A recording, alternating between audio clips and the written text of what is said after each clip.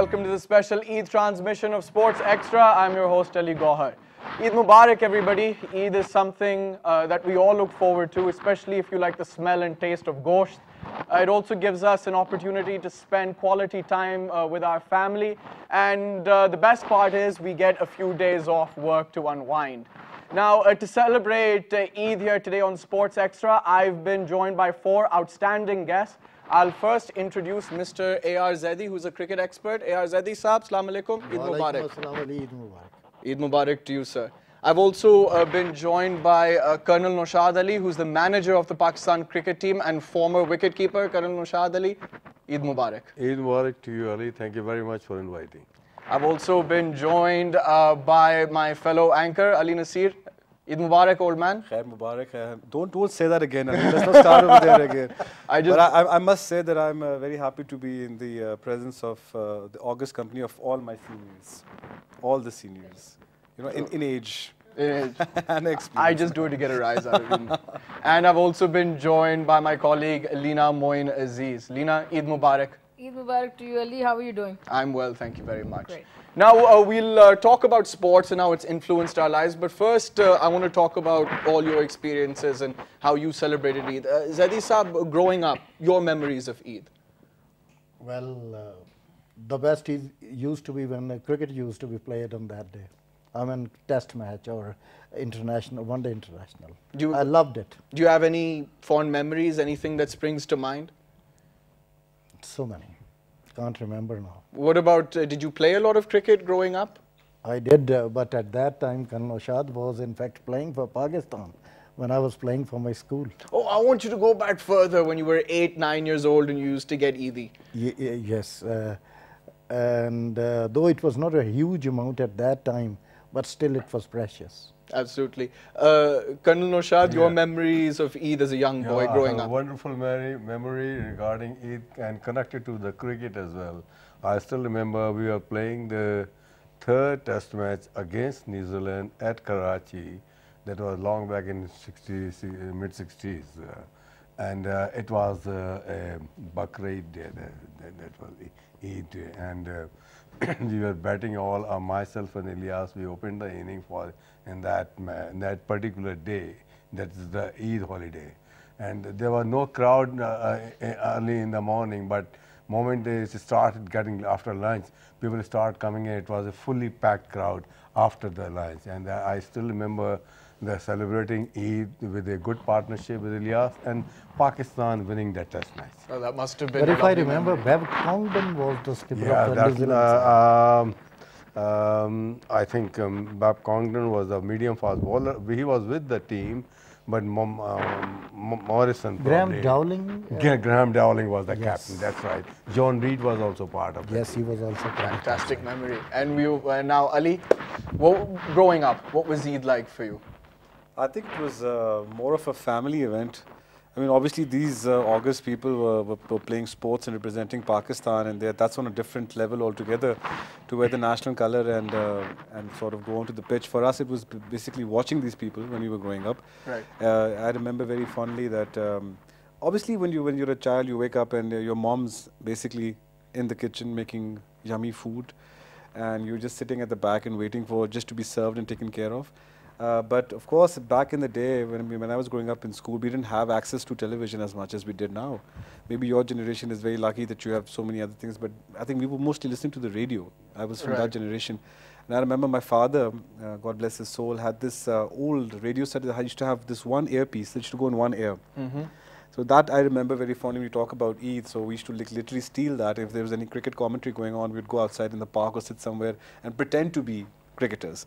Right. You know, we would listen and we would sort of mimic the shots and everything. Yeah, I mean, no, I watched a lot of cricket growing up, but I remember one series, I listened to it on the radio because it wasn't being aired on television, Pakistan versus Sri Lanka, and I still remember hearing Saklan Mushtaq making 100, so I got the shock of my life.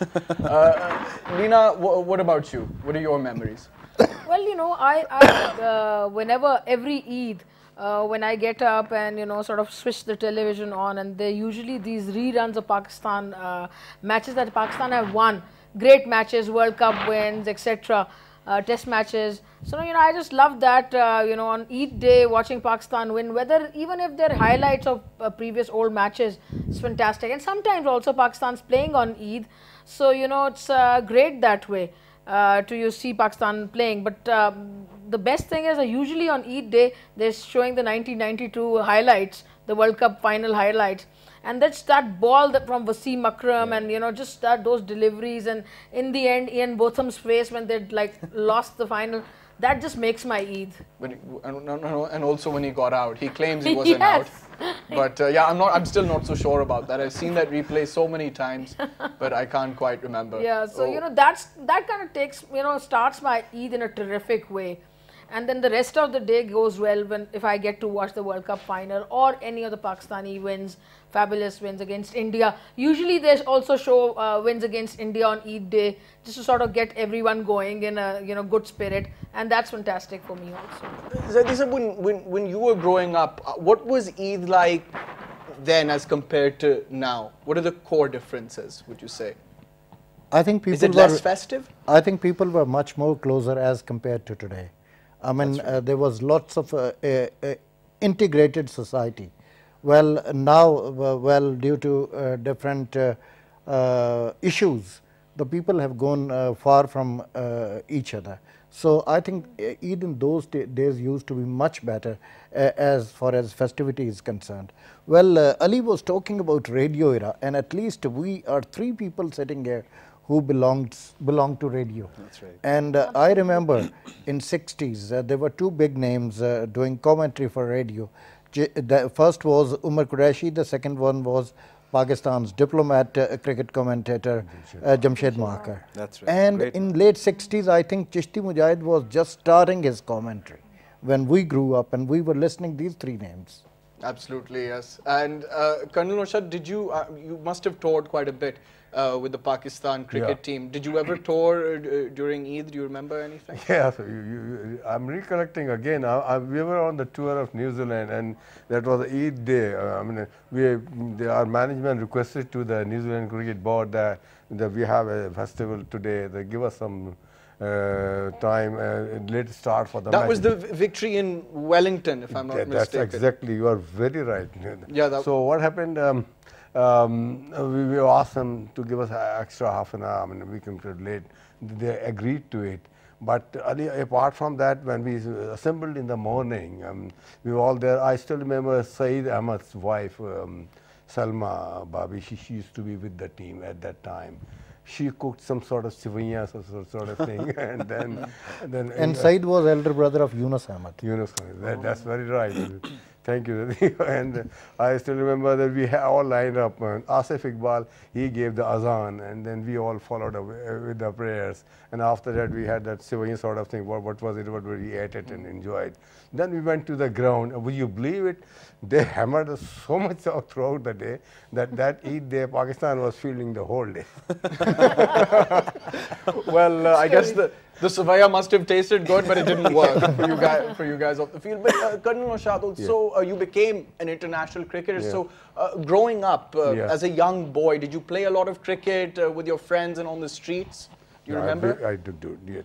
I was one of those lucky ones. I haven't played much of cricket. I mean, after I started playing cricket when I was 7th or 8th year student. By the time I graduated from the class 10 came to the 11, I played the test match. Hardly I played the 4 years of cricket. But in that era, the important thing was what? It was inter-collegiate cricket and inter-university cricket and Pakistan university team. I represented all of them in that sense. Why did you choose wicket keeping? Well, I think it was something I liked. I liked a lot. I mean, I was pretty agile. I mean, moving on left and right. I still remember one man, Mr. Farooq Hamid. I mean, he was so quick. Fast bowler. Fast bowler. My father faced Farooq Hamid in the nets, and he said he was really, really quick. He was so wild. I mean, he will bowl one ball to the second slip and another ball to the leg slip. He was that type of bowler. But I still feel that he was one of the fastest and natural, real fast bowling cricketer. I mean, he did a lot of things for Pakistan, but could not maintain it. But I learned a lot. I have dived a lot on his bowling. You must have kept a lot in your time, because I'm noticing your index finger. I mean, if the cam 3 can just zoom into his index finger, Colonel Naushad's index finger is crooked, and most wicket keepers have that issue. I think Rashid Latif has the same, and so does Ian Healy. Were you one of those keepers that put like strange things in your gloves, like steak? It used to be, yes. You are absolutely right. Like it Jeff used to Marsh. be, yes. Rodney Marsh, I think. Rodney Marsh, and then there was the England keeper. Alan Knott. Alan Knott. He has all 10 fingers zigzag. You know? And he was a brilliant keeper. I mean, he was one of those who held the record for England at that particular time. Absolutely, yes. Ali, now you're like me, a sports enthusiast. So when you were growing up, I could just imagine you playing lots of cricket in your home or on the streets, tape ball cricket. No, I think just two things I'd like to add. One, just taking what Zaidi Saab was saying, that my father used to make us also listen to the commentary, because we would learn how to speak in English as well. So one of the biggest contributions that these gentlemen also did for Pakistan, which is not as recognized as it possibly should, was that they used to speak such correct English. So when we were going to school and these commentaries were, it was our learning curve used to go up as well, because we used to listen to Chishti Saab and Qureshi Saab and all. We used to learn how to talk as well. So that's what Zaidi Saab was saying when you talk about radio in my generation, when because we were lucky because television was just coming over there and radio was sort of fading into the background. My grandmother, of course, is also called Apa Shamim. She was one of those voices of radio many years ago. So we had a very strong link with the system. So we were very lucky.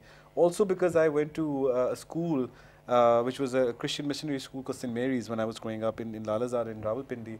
So we had very strict rules, but we had very good cricket teams. And I'm just taking forward what Naushad Saab was saying, that we learned how to play correct cricket in the nets with the proper balls in the proper attire from a very early age. Like when we were in class 7th, we were called either juniors, medium, or seniors, right? So we'd have our teams, Lakat House and Burn House and so forth, Jinnah House and all that. Now I think that that is, as Colonel Naushad has already said, that spirit and that integration of society, both of these things have worked. We don't have the schools and the systems, and our society is also very fragmented. I think children now are more prone to playing on their iPads and on their going into their rooms and watching Netflix and so forth. That system, I mean, I'll be very honest, for us the biggest, when my father was alive, was that we would turn on to PTV on Eid day, all the family, in front of a television set and watch the plays together. And then we had fixed times to go to school and fixed time to go to sleep. Now, that may look alien to somebody like you, but it really set up the good value system. You know, that I feel is what we should reclaim. I mean, I'm sure she's a single mother. Ali, you have talked about Umar Qureshi. I feel myself the luckiest person on the earth, because I made my debut with Umar Qureshi in 1987 as a cricket commentator. Wow. And you must have such fond memories, sir. Oh, I've got fond memories. England versus President 11, I think, in Pindi Club ground. Right. In 1987. I think Gehring was the captain of that side. Yes, Mike Gehring was the I remember I went and Was that the Shakur Rana one? Yes, the same one at Faisalabad. Right. I mean, Ali was also, Rawalpindi Club was such a, I remember there was a World Cup match and Pakistan was playing, and it was my first experience going into a stadium. And these gentlemen have spent their lifetimes covering. It's an entirely different experience when you go and watch a live match. When you're amongst the crowd, I've had a pleasure of watching two matches, Pakistan versus India in the Rawalpindi Stadium, and I had one watching this particular World Cup match. And I remember Ijaz Ahmed was hammering the ball all over the place. But that feeling, unfortunately, Pakistani masses are no longer a part of. And that, I think, when your national team is playing and you're among the crowd, I mean, that's a fantastic feeling. I remember, you know, the first match I ever watched, my father took me to National Stadium, Karachi. We lived in Karachi, and I was 5 years old, and Pakistan were playing England. And I still remember my father telling me, I remember Waqar Younis bowled horribly with the new ball. And my father kept telling me, Waqar Younis, he loved Waqar. He said he's the greatest bowler, and I remember as a 5-year-old saying, Abu, this guy is useless. He's totally useless. He's like, no, wait for the old ball. So that's a lot about your cricket knowledge from day one. You know? At 5 years old? Yeah, okay. And he's like, just wait for the old ball. Just wait for the old ball. And I remember he was getting that boomerang swing, and the stadium was full. And even during test matches, I mean, like I remember I saw Mohammad Zahid's debut in Rawalpindi. Oh, yeah. This was a test big Mohammad match Zahid. and a full house. Yeah. I think he got 10 wickets in that test. Yeah, 11 wickets. 11 wickets, most of them were LBW. Leena, growing up, were you always interested in cricket? Oh yeah, you know, day one I was a tomboy. I grew up you know, with lots of male cousins. And like I told you last time, I remember, I think on the Eid show also, that my mother, my grandmother lived in Peshawar, Canton. They had a big lawn. Right. So what we used to do was, you know, we used to play cricket, all the boys, my father, me, and you know, that's how I got into cricket. And then there was the 1978 series, Pakistan versus India, when Mushtaq Mohammed was captaining. And that was a fabulous series for Pakistan, because Pakistan won 2 matches in Lahore and Karachi. In the last session, Pakistan was chasing close to 6 runs over in a test match. And that was such a thrill that, you know, that I watched that series as a very, very young girl. And then I never looked back, you know. Was that the series where Majid Khan moved his stumps? Absolutely, when Kapil Dev was bowling and he was bowling wide, so Majid Khan said, took out the stump and said, hey, you bowl here. He never knew at that time what a big bowler Kapil Dev was going to become, but you know, fantastic series. So that is what put me, you know, passionately into the field of cricket. And of course, then Zaidi Sahab was just talking about us being radio people. My debut, not so much debut, but my, you know, 10 years I commentated on the radio, more than 100 international matches. It's a pity now that there's no commentary. Yes, just today I was talking to another channel and I was saying that we need to promote commentators, because now what happens is that you know, channels pick up commentary from Pakistani channels pick up commentary from other international channels. We don't promote our commentators.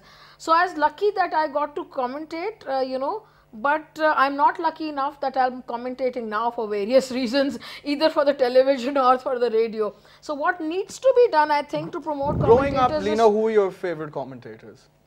Well, you know, I used to like Iftikhar Ahmed a lot. Then Bumble, I mean, He lives you know, in Canada now, I think. yeah, he does. And Bumble, and I like Ian Chappell, I like a lot. Bill Lawry sometimes. I was just going to say Bill Lawry. So, you know, all these commentators. Bill but Lawry is why I want to be a commentator. More He's than my Bill favorite. Lawry, actually, the English commentators, the whole Sky team is just my favorite. You know, Naseer Hussain, and growing up it was Iftikhar Ahmed, and maybe I enjoyed. I remember that's going to be 4 runs. Yeah. I still that's and Henry Blofeld, yeah, he was really nice. You know how he talked about women's earrings and all. Okay, that was irrelevant. Sharjah, right? Yeah. I'm surprised exciting. nobody's talking about Jim Maxwell. And nobody's get talking there. about There's so many Richie No, Benaud. he's the greatest of commentators in contemporary cricket. I used to really like Richie Benaud. I think he had that very sharp Australian accent, and he would always speak.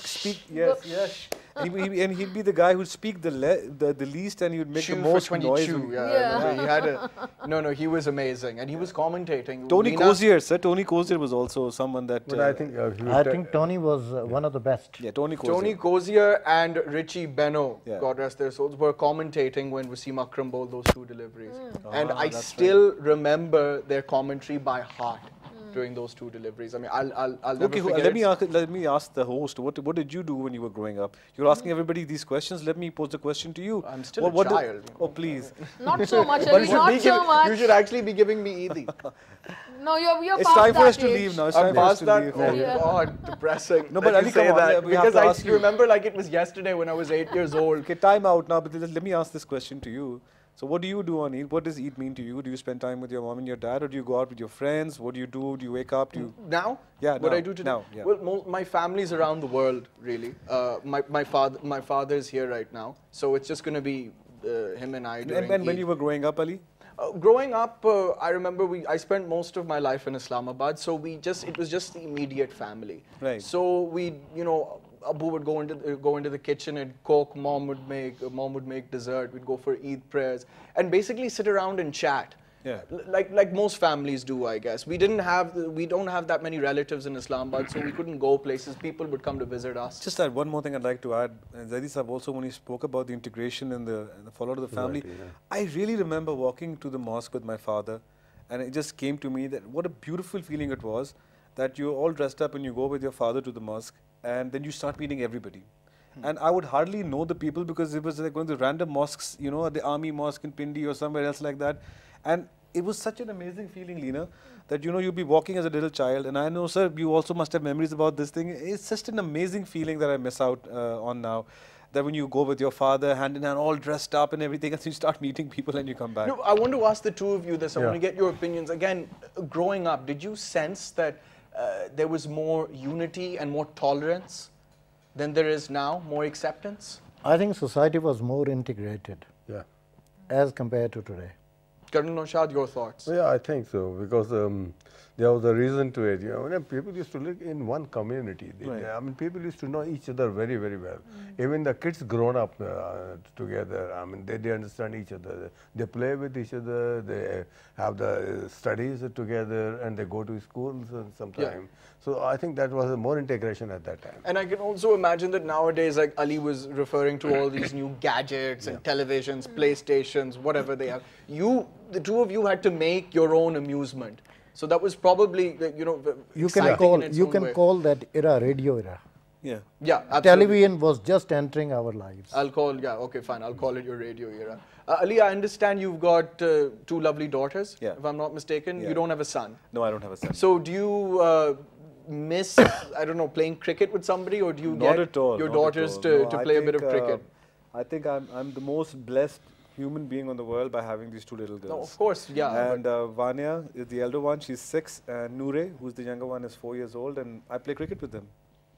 And I'm teaching them how to play tennis. I thought you might. Yeah. And I was very surprised because one of the little one has got a great aim. So I throw things at her, small little, you know, those what do you call them? Those koosh balls or something? Yeah. And they have this racket. So I throw it, and she hits them really hard. And she's 4 years old. So I spoke to another friend of mine, and Leena also, his name is Musaf Zia. So he's a great guy. He was my tennis coach growing up. And he's a great friend of ours. And Eid Mubarak, Musa bhai, if you're watching this. So I've already made my plans to enroll them in the tennis academy as soon as they're ready to go. And I want them to play sports. Yes, there are times when I watch cricket, I would love to have a little mate sitting with me, and I'd probably say, you know, XYZ, you know, you're watching this thing. But there's time for that. But I think Allah Ta'ala has just been so kind and so generous. I bet you spoil them rotten, as you should. Yes, I do. Because I know for a fact, Leena spoils her son rotten. Absolutely. So Leena is the biggest supporter and seconder of her son, and I think it's just amazing to watch the way she's raising her son. And the best part is that the son is also... they're like friends, I've noticed. No, you know, he's in the spirit of true reciprocity. He's coming up to her potential. I mean, they're going hand in hand in the sense that he's coming up with all the results as well. So he's a very bright young boy, and we wish him well. Thank you.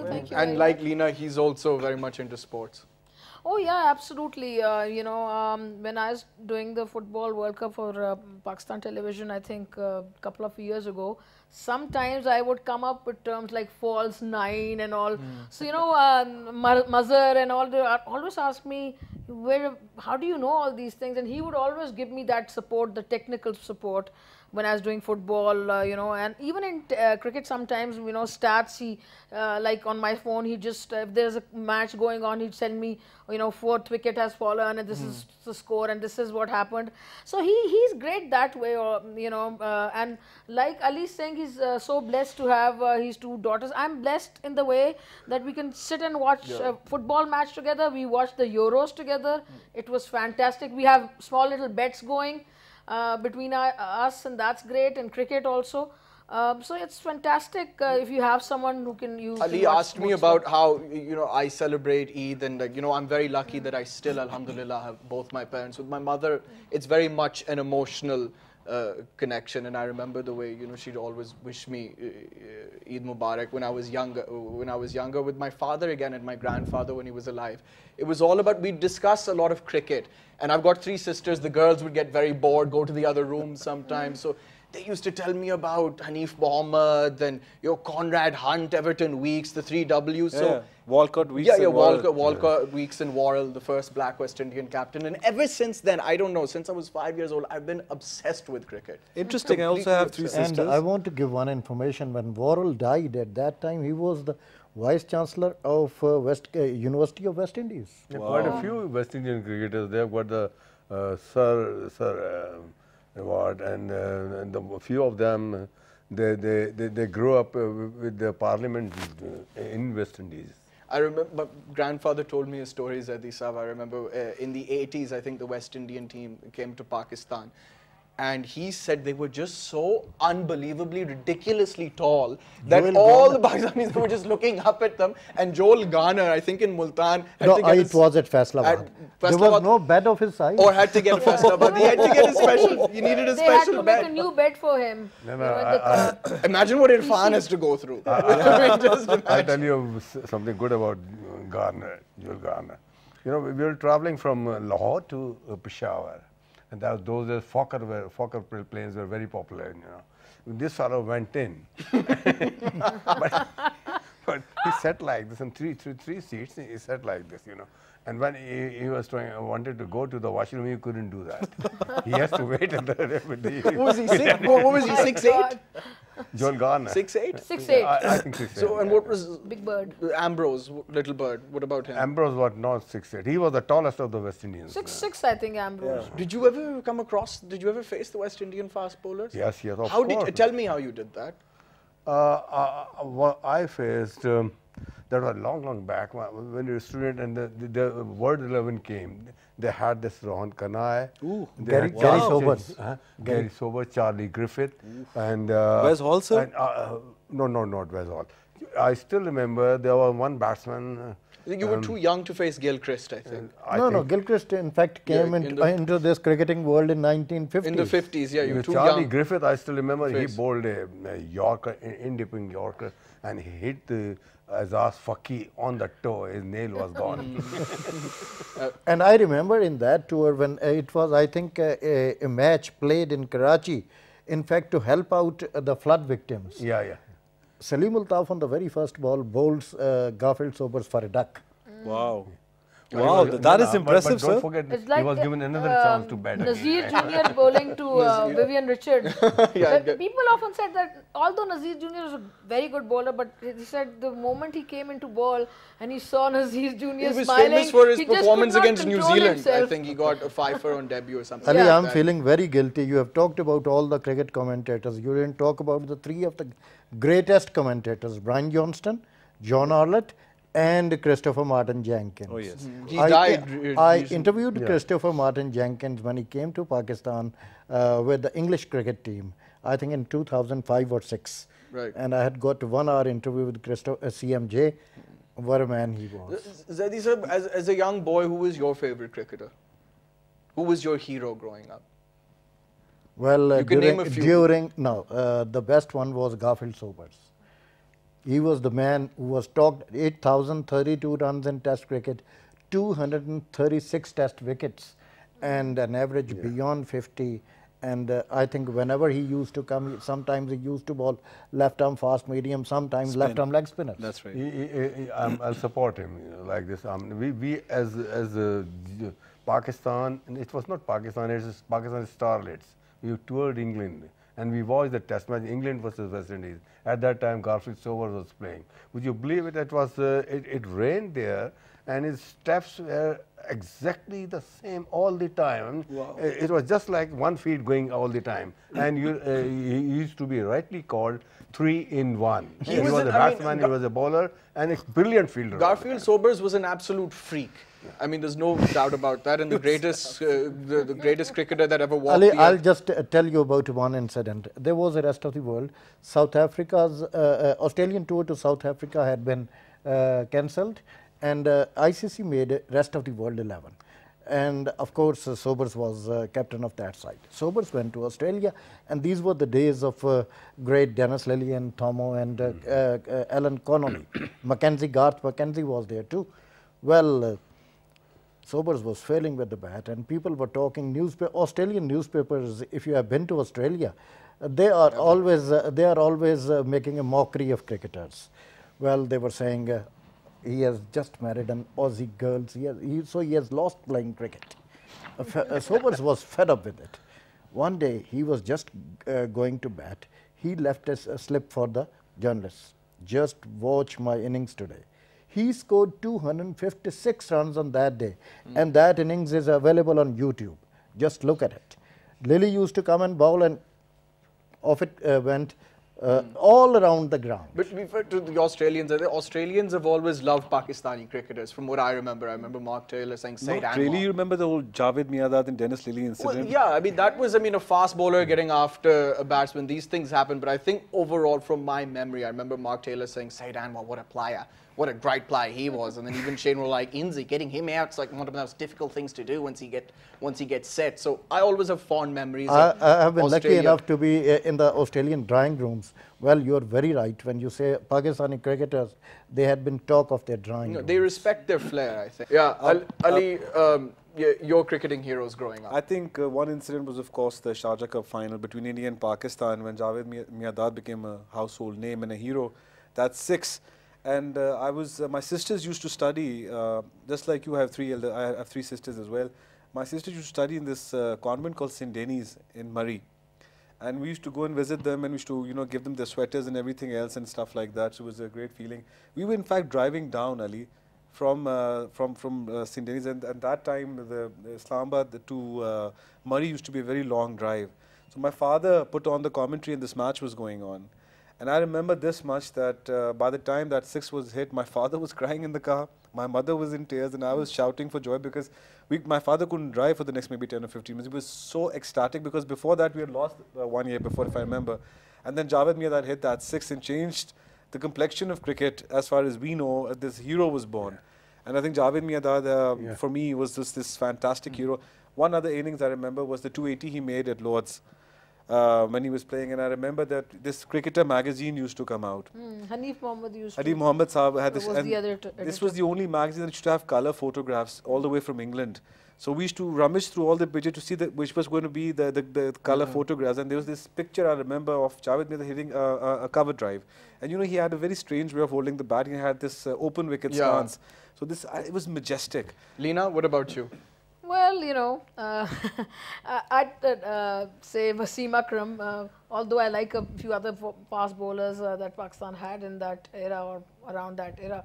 But of course, Wasim Akram, because he was such a hero, and I mean the variety he had, and of course with him, I liked Waqar Yunus, the way his ball wobbled in the air. Hardly anyone's ball wobbled like that. Yeah, so the moment he got in the air, just so glad in my heart. And then of course Wasim Akram's variety, how he could get a wicket on a bad ball also. The fact that he could do that, that was tremendous. He could do whatever he wanted, so I think. The swing both of them got just great for me. Since we're talking about Eid, I remember one particular Eid coming back from the masjid, and Pakistan were touring Australia in 1999. This was Eid day. They were playing in Brisbane, and at that time Australia were invincible. They had just beaten Pakistan in the World Cup, and we were bowled out for 180 or something like that. And I remember I was depressed because they had Gilchrist, they had Mark Ward, they had Ponting. Steve Ward, they had Bevan, they had Ponting. Ponting was just coming up then, and we won. Razak took 4 wickets, so that's a very fond memory I have.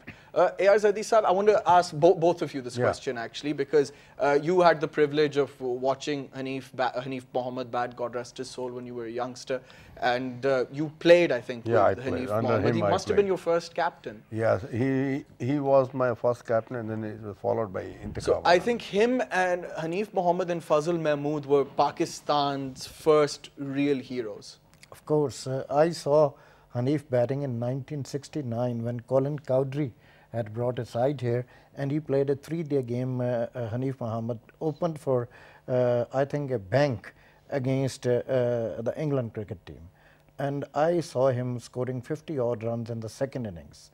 And I tell you, the best technique I had ever seen was that of Hanif Mohammed as an opener. His stance was perfect, and while he used to play strokes, he used to pick up the gaps as beautifully as anybody could. I'm going to put you on the spot here. Would you rather bat like Hanif or bat like Sobers? I'm not asking who's better. I'm asking who would you rather bat like. I'll bat like Hanif. And when I first time read Sunil Gavaskar's interview, Sunil Gavaskar said that my childhood hero was Hanif Mohammed. Yeah, absolutely. And he used to copy him. The original little Yes. master. Colonel Naushad, your memories of the great Hanif? Well, I still remember when he used to start batting, he used to have 3 things always done up on each and every delivery. Ringing his bat, touching his cap, and then putting down. Twirl of bat. Twirl of bat. Twirl of bat. Touching his cap and then adjusting his bat. I mean, to think that Nice. he batted Interesting, for sir. 499 minutes in Barbados against, and this guy, Gilchrist, 6 hours. he led the West Indian 16 attack. hours, 39 minutes. 16 hours, Yeah. 39 minutes. And then, to bat yeah. against that bowling attack must have been, I mean, I don't know how And anyone... when And in the Wes Hall second and innings, Griffith, they were second I innings. think I've read somewhere that was in the book, The Green Shadows by Abdul Hafiz Kardar. Abdul Hafiz Kardar. He wrote in that in that particular inning when Hanif batted for 16 or 39 minutes, I went and talked to him on the pitch, and the way Hanif spoke about the pitch and pitch conditions, I still remember that he knows exactly which small stone, which small patch is lying Yeah. in what part of the pitch. Wow. Absolutely. No, if you read also The Wounded Tiger by Peter Oburn, he documents this very, very well. How Hanif Mohammed went about his innings, and at the end of the test match, his skin was peeling, he was bleeding from his nose. And But at Ali, that the time, best description is by the skipper in Green Shadows. I mean, Abdul Hafiz Kardar, he was himself a very well educated person. absolutely. And he wrote beautifully about that particular test If you match. read the references on Peter Oburn's book, a lot of it is from Green Shadows, so he references Kardar. Ali, again, you know, all these heroes that I'm talking about now, I had, again, so many growing up in the 90s. I mean, my favorite cricketer, very much like Wasim Akram was my hero. Now, I don't know, maybe because I'm in the present, I mean, my favorite Pakistani cricketer right now is Sarfaraz, the way he goes about his business. But I don't know, back then, it just seemed as if we had more options. You know, I think I'll take time to also compliment one national hero of Pakistan from the world of cricket, and that everybody should recognize is Misbah-ul Haq. Of course. I think the amount of pressure that Misbah has taken, the kind of comeback that Misbah has been able to accomplish in this series, and the way Pakistan was in 2010, the way he's raised this team, I don't think he's any less than any Wasim Akram or any Waqar Yunus or any other cricketer, because Misbah's achievements are at par with the rest of these great national heroes of ours. I'll take it further on that. In 2011, Misbah, on 1 year back, he took over the captainship of Pakistan. We are playing a series against Sri Lanka in Sharjah and Dubai, and it was the Eid day as well.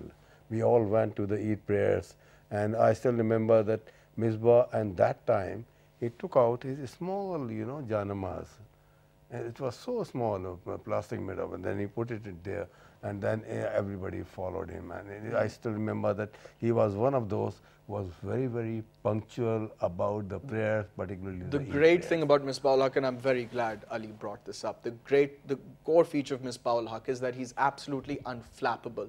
Because when you think of great captains of the past, like Imran Khan, Abdul Hafiz Kardar, I'm not sure if so much, I mean, I wasn't around then. I don't know if a lot of criticism came their way. I remember Misbah-ul Haq being criticized so badly, but it didn't get to him. He forgot all the tripe, went about his business, and the way he's captained Pakistan, the way, Leena, and you'd understand this, his cricketing nous, the way he understands the nuances of the game is quite incredible. Absolutely, if Ali didn't say this, that he, how high, he holds Misbah in his esteem, well, I would have said it, because what Imran Khan did for Pakistan, Misbah went one step further. So he's a greater hero for me, because in that time, I mean, he had players like, he had great players in the team, Imran. But in Misbah's time, the players weren't of that quality. And the situation Pakistan was going in 2010, I mean, it was just Misbah's great captaincy, his great leadership, his personality, and the way he is as a person, which got Pakistan back here. And I'm so glad, some of the boys that are often anchoring here and there, now they're like, singing songs of Misbah's praise. Back at the radio station, I had to convert those boys who would earlier say tuk-tuk and all that nonsense. So, the fact is that you got to understand the man's contribution what he's done for Pakistan cricket, I don't think so any other cricketer, even Wasim Akram, or who, they might be our And heroes, we've mine also was, got but to no be one other. more patient. Yeah. We have to be more patient as cricket enthusiasts, analysts, whatever you want to call us. I remember Ali always says you're being politically correct. No, because I remember growing up, Ali, listening to, you know, this drawing room chatter, isko nikal do, usko nikal do. It's like, you know, for God's sake, No, Ali, it's not an easy job. Rocky Marciano never lost a fight. But Muhammad Ali is considered to be the greatest of all times. And he's fallen and I think it's when you fall and then you rise that makes you an even bigger athlete or an even bigger champion. You know, Muhammad Ali gave up his belt because he didn't want to participate in the Vietnam War. And imagine at that time is when segregation is there in the South and so on and so forth. So he stood up for something that he believed in. I won't equate Muhammad Ali with Misbah ul Haq because they're two different genres and one was a giant and one is still not there. But the point being that Misbah kept quiet, kept humble.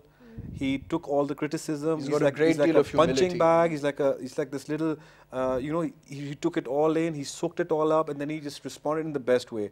That century at Lord's should be played on Eid and should be shown to everybody that this is how you make a comeback. Yeah, I was lucky enough to watch that. You were lucky, Ali, because you see they should show they should show that clip of that World Cup when he played that missed sweep. And he put his bat down, and then he ended it at Lord's with those push-ups. So that's the progression of a great man. Also, and I'm sure Zaidi Saab and Colonel Naushad also have something to add about what this. we tend to forget is that, you know, that match against India where we lost, you know, that T20 final. If it hadn't been from Misbah, you wouldn't have gotten that close. Have been there also. So, you know, perfect. we need and I to find it remember shocking that Joginder Sharma won it for them. But anyway. But Colonel Saab, you wanted to add something because I knew that you were laughing a little bit, you were smiling. I know that I've worked with him for quite some time. I mean, I've done a few tours with Misbah, and I've seen he's so cool-headed. I mean, I've always seen him in anger. I mean, he's very, very supportive as far as the youngsters are concerned.